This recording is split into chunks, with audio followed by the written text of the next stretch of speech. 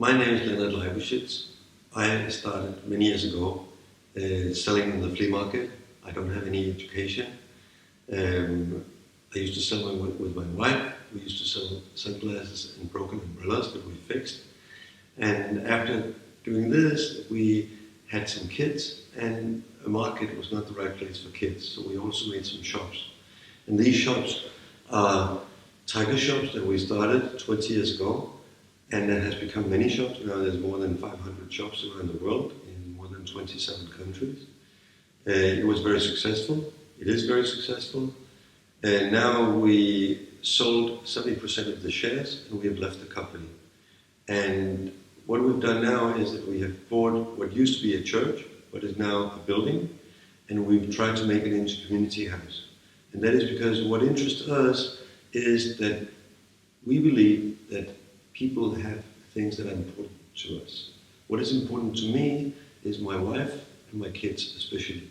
My wife and my kids have taken me to a place that I didn't even know existed. And we would like to do the same with people and take them to a place that they didn't even know existed. But since what drives happiness is very much about social interaction, it means it is very important for me to be with my kids. But saying that it's very important to be with my kids is just a small electromagnetic thing happening in my brain and nothing else. Unless I take it into action, I make it into action. So what we are trying to do is to do something with social relationships, but make it from a static thing or a thought and a value to an action, and actualize the value. And that is we have done by building a place, what used to be a church, and making that people can come and play games. They can come and eat together. They can come and make yoga. They have a theater. They can act. They can watch movies. We can play table tennis, backgammon. There's almost not anything we cannot do together. And we enjoy this. We enjoy to see people together. One day, not long ago, we had a chess competition, and I saw an 80-year-old man playing with a 10-year-old boy. And they forgot about time and space because they were so interested in being together and playing this chess that they had a common interest in doing this. And I think to see people across ages, across culture, bringing them together and just being that small magic feather that will make them have a time where they are together and are doing something, and they interact and they communicate, and they become friends across this. The chess in itself is not important, but what makes it important is the relationship between two human beings. And I've never been interested in the market. I have never met the market, but I've met many people and individuals. And this is what interests me, is bringing these people together and interact. One of the things we want to do with this project is we want to make it sustainable. I have been very fortunate that I have received a lot of money from selling 70% of the shares of my company. It used to be my company. But I want to make this sustainable because I would like to use it also in a political cause. And political in that sense that I would like people to see that you can do something that gives a value for people, but at the same time is done without adding money to it, without supporting it financially, and it is not supposed to lose money. And it's not supposed to make money either, because we want to make access to people in a very easy way. One thing that I work very much with is I work with the product, but also in what setting or what context this is being put, and also the access, the easiness of access for people. How much is the distance between you and being a part of this? We want to make it easy for you. We want it to be non-pretentious or anything. We want it to be something that you feel that you're welcome and it's easy to come in and participate. But one thing that is very important again is we want to make it sustainable so that other people can do the same, and that we would like to share our learnings.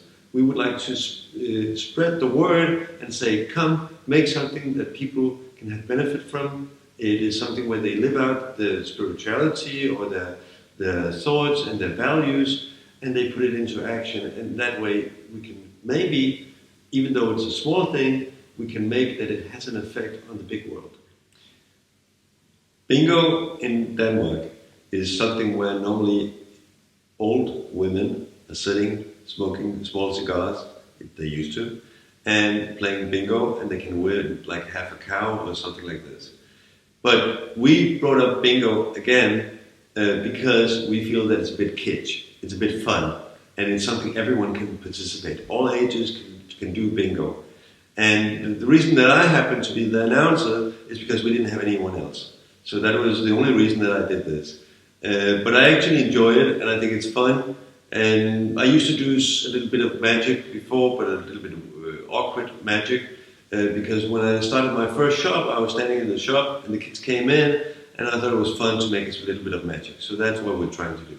But it's a lot of fun, and I enjoy seeing all ages coming together, just having a simple but beautiful night, singing and just having a good time together. In one of the games we made, that there was a winner. I went to the winner, asked him, what is your name? And the person says his name, and I ask, is it your birthday today? And they say, no, it's not my birthday. Do you want us to celebrate your birthday? And they say, no, that is later. And I said, great, let's all sing. And then we make a birthday song, and we all sing, and it's what you hear is a birthday song that is Danish.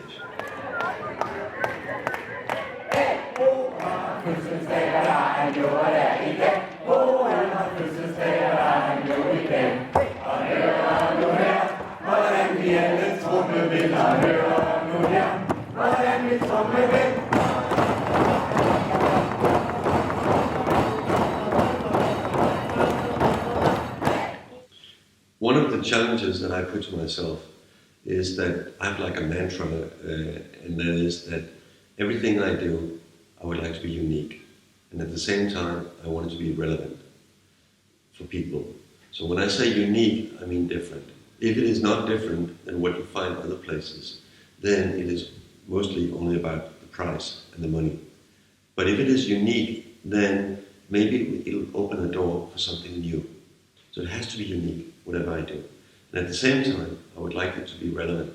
What does it help that I make something that is very special, but nobody cares about it? So it has to be special, and at the same time that it has an effect on people. What is important for me is not to make a big company. What has been important for me is to make something that has a mission that I believe is the right one, and that has the quality, that you see it in real life, that it has an effect. So I'm almost every single day with my family, my wife and my 4 kids, in the church, or that used to be a church in Absalon, making things, serving coffee, clearing the dishes and whatever is needed, being the announcer at bingo, whatever. And we all participate, and that is because it is not about being a business person, it is about the detail, it is about the quality. How can we make that quality better? And we want to be there and show the people and the staff like what direction, and lead maybe a little bit by example. This is the way. We have not put any guidelines to the staff. We have only hired people that we believe have a heart in this and who really are buying into that mission and feel that it's not a place they work, but it's a place that they actually think this is my place. And this is the reason everyone can learn how to make coffee. That's not a big thing. Everyone can learn how to do the dishes or whatever. But not everyone will participate with their heart in what they're doing. But this is a demand that we put on the people that we work with in creating this. And we didn't do any titles. We tried to all the time to connect the mission with what we're doing. So we don't say that the bar should be clean. We say that the people that come to the bar should have a good experience. And how do we make that? We have to make the bar clean. But that is the way we think all the time, connecting with the mission of what we want to achieve. One of the things that have been like a red thread through the work that I've been doing is being very much aware of why I'm doing what I'm doing. What is the mission? What is the purpose of what I'm doing? I think there's many companies and people who know what they're doing, and they also know how they're doing it. They know they have a shop and what they sell and so on. But why you're doing this is something that is, for me, very interesting. And I find that that gives me a great fulfillment in knowing that this is all the time in one direction, which means that this is the reason why I'm doing what I'm doing. And that makes me connect with what I'm doing in a very sincere way. It is not artificial, it is something I really care about you, and I want you to have an ability to facilitate that you can do something in a space that I've maybe helped to create, or maybe it can even be that it will make you make that space, or so on. But that has been like the red thread for me in so many ways. Some of the projects that I've been working with is people came to me and they asked they would like to get some money for a new school, and I said, what kind of school do you want to make? And they said, well, a normal school, we need a new building. And I said, I'm sorry, bricks is not very interesting for me. But if it is the contents of how you make a school, then it is very interesting. And if you want to make the world's best school when it comes to social things, when it comes to learning, when it comes to creative things, then I'm interested. And they came back after a few months and said, I'm sorry, we don't know how to do it. So we hired some consultants to help them, who traveled around the world and looked at different schools and tried to look at what was good in each school. And now, hopefully, we'll get into the next stage, which is making it. And that is much more interesting. And it is not about bricks and mortar, it is about the content and what it makes. I think that we have fantastic opportunity in our lifetime. I think that the world is changing quicker than ever. Technology has affected our lives so much. Globalization has affected our lives so much. And we have come to a certain stage where we have opportunities that we didn't have before. Many of the old businesses, they are crying and say, why is it not like it used to be? If it is a record company or so on, they used to make a fortune. Now the musician can go directly to the listener and have that interaction with the listener and make a living that way. And I find that so interesting. I feel that we're living now in a hurricane. And in a hurricane, if you have a boat, it can be that you have the wind very much against you. But you also can have it that you have the wind behind you and you can move very, very fast. But I think we are so fortunate that now is a time for opportunities. And I think that the governments in general have played their role because they have actually departed or separated from the people. The distance between the people and the government or the politicians are so big that the communication is almost nothing and worthless. But I think that now is the time where people themselves will take things in their own hand and they will make something. In Europe, there's a big thing now with refugees. And instead of the big organization arranging many things, we have seen people that are doing something on their own, which is beautiful, that they have this opportunity of doing this. That is something that they didn't have years ago. But now they have the opportunities, and we have the opportunities of doing things that we believe in. The future businessman is not a man in a suit and a tie. The future businessman is a person in maybe shorts and sandals or whatever, who thinks that this is the idea and now I can promote that idea so easily according to what it was before in the past. And I think that opportunity is something that you must take into consideration. Don't look at it as something just going on besides you. It is actually you having the opportunity to go into this, and you can change things, but you have to take it into action. We have something that we fight, and what we fight is indifference. We do not want indifference to exist. We want you to care in whatever way you want.